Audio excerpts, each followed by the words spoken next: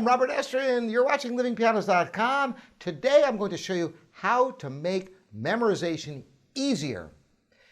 Having said that, memorizing piano music is one of the most difficult things you'll ever do mentally. It really takes all your concentration, and I'm going to show you how to approach this so that you can make it easier and more effective. I'm going to show you I'm going to use as an example the second movement of Beethoven's Pathetique Sonata. I happen to have the music open here, and I thought it would be a good one to show you. So I'm going to play the first phrase, and then I'm going to show you how to approach memorizing it to make it easier.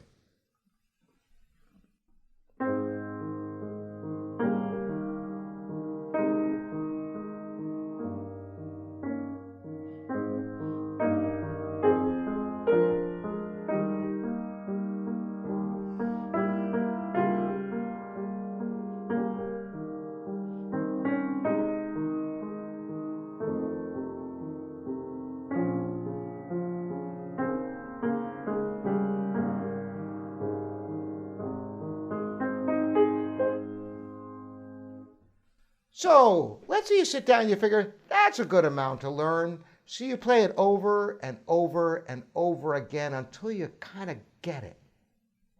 But did you know that that is far too much material to take at a time? If you were to add up the sheer number of notes in what I just played, it doesn't seem like a lot of music, but there are hundreds, perhaps thousands of details when you consider that every note has its finger, has its phrasing, has its expression. So there's 4 details to each note. And putting the hands together. Now I've talked about how to memorize by taking small amounts at a time, hands separately, and putting them together. Well, there is more to it than that. I'm going to show you some tips right now. First of all, if you analyze a score right at the beginning, you realize that the right hand is in chords, so learn it in chords.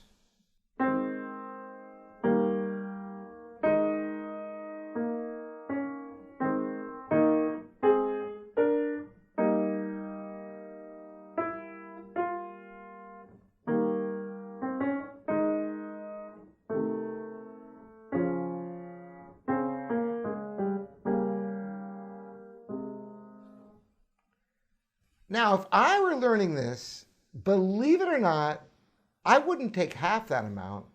I would take a quarter of that amount.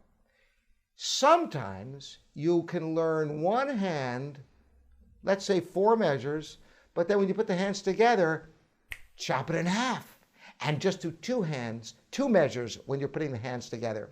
Because the hardest part about memorization is putting the hands together.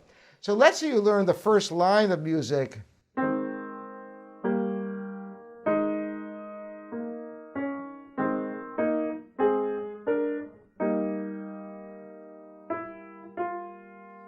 And you learn the left hand.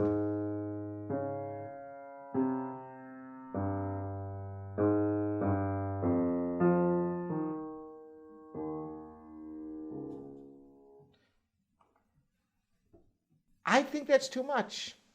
I would suggest just learning the first 2 measures, but give yourself the extra note of the beginning of the 3rd measure as a connection point.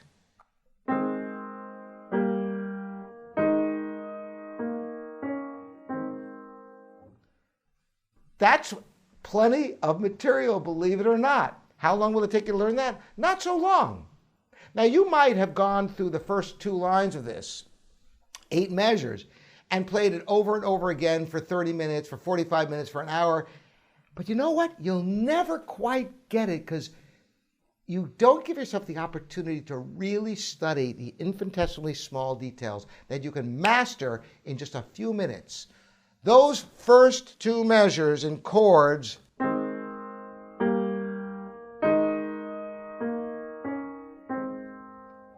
once you get that memorized, then you get the left hand memorized, then you put it together in chords.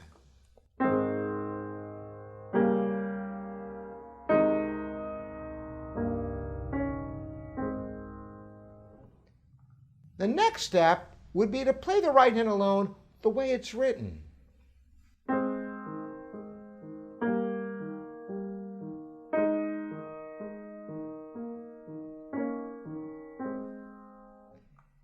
and then finally put the hands together.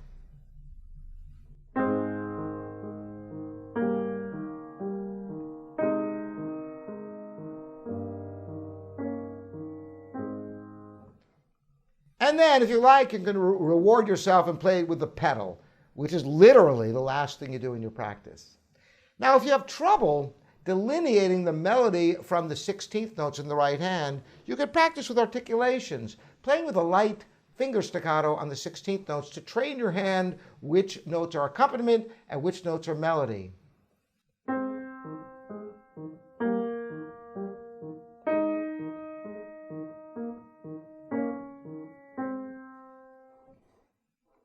Better yet, put the hands together and you have a duet between the soprano and the bass with the inner voice with the gentle finger staccato.